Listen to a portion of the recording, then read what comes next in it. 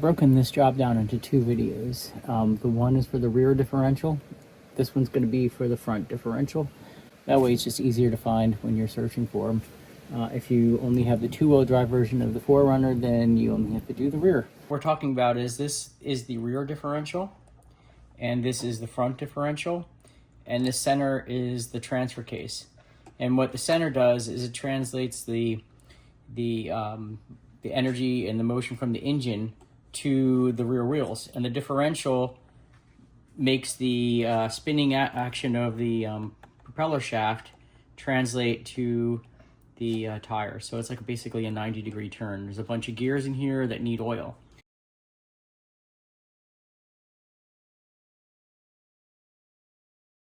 So first thing that we're going to have to do is we are going to have to take the skid plate off.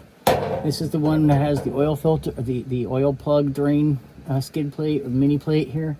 And then we're going to take off these four 12mm bolts over here. And I'm going to use my electric socket wrench just to speed that up.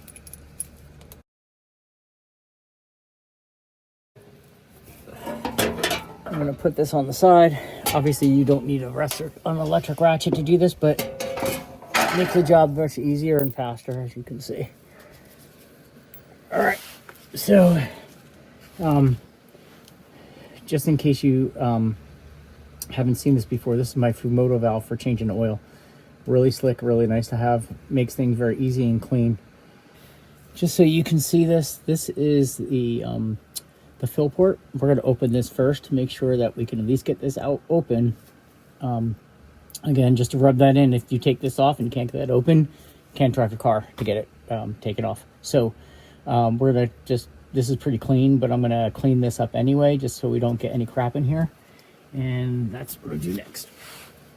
Oh, got my washcloth. These are pretty clean. The car's pretty new. It's just mileage on it. We're going to grab our 10mm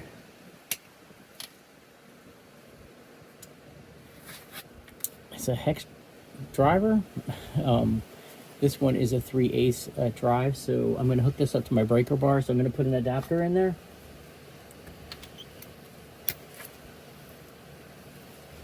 It's because I got a 1/2-inch breaker bar. Like I said before, first thing we're going to do is break this guy here. Make sure you got this seated all the way in here so that you don't strip anything. There it goes right in. And then we're just going to open this up. Oh, that was too easy. All right. The bottom one, we're just going to break right now with the breaker bar, but we're not going to take it off.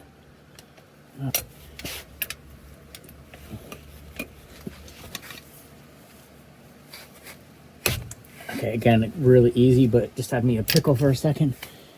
Getting a wrench in there, but I probably didn't need a breaker bar. I probably could have done that with a socket wrench. Make sure you guys can still see. That's what we're taking off, and we're going right into this oil bucket.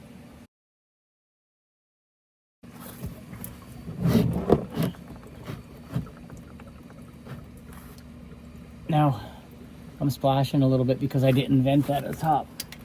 So don't do what I did. I'm just going to put that in there for a second. And I'm going to open up the top so they get some air.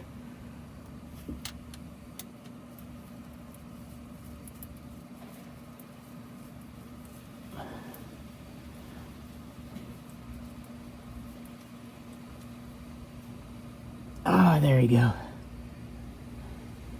And just make sure that comes off with the crush washer on there. This one is the silver one. We'll talk about that in a few minutes.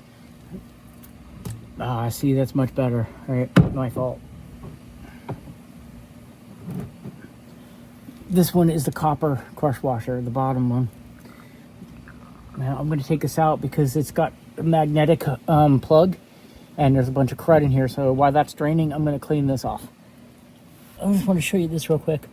This is the plug after it's cleaned up. Now, you probably can get away with leaving your transfer, your differential fluid about 60,000 miles, but I wouldn't. And the reason why is these become less efficient at capturing any metal particles. So even if you're not doing heavy towing and off-roading, You still want to get this cleaned off every 30,000 miles so that it catches as much of the metal debris that's collecting over the wear of the differential. That way you'll just keep your car as long as possible and prevent any issues in the future. So this is almost finished. I'm going to get this set up with new crush washers while we're waiting here. Just wanted to give you some information on these crush washers. So this is the bottom one. It's a brand new copper washer. Here's the old one. So keep these things separate so you know where they are, although that's going to not fit right there on the fill port. So we know it's much different. So I keep them separate just in case, because I think on the other drain plugs and fill plugs there is some similar sizes. So I'm gonna just make sure I get this a little bit more cleaner than it is right now.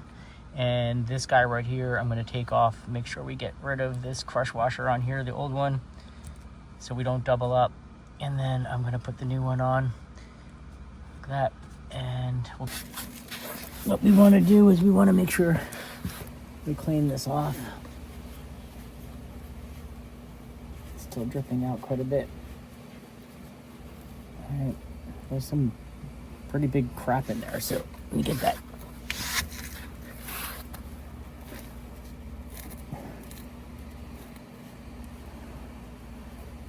Yeah, unexpected crap in there.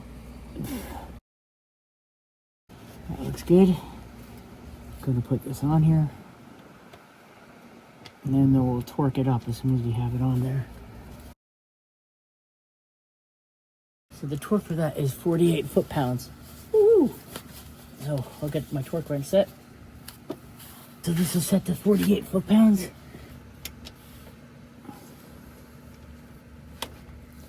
Here we go. So 48 foot-pounds. There we go. That didn't take much, actually. Just double check that. Yep, we're in there.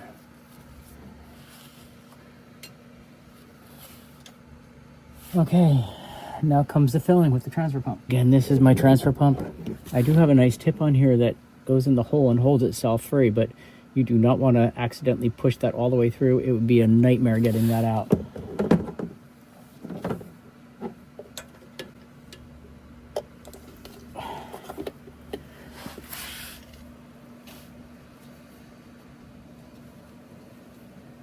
Okay, there we go.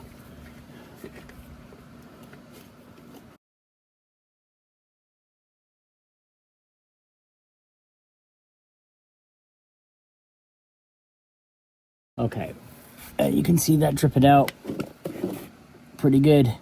So that means we are at the top. I'm just gonna let that drip for a little bit. Pull this guy out. And put this to the side so it doesn't spill anywhere. We're gonna put the fill plug back in. All right, that's 29 foot-pounds. And go up here. This one's a little easier. Make sure we're in all the way. And again.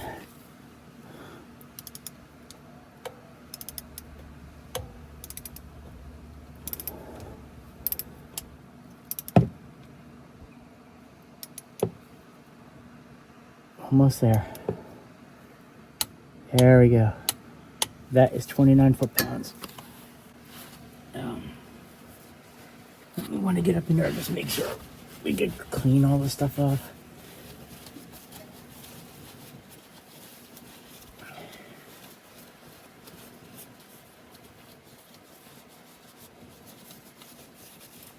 All right. Next, we're going to put the skid plate back on, and we are almost done.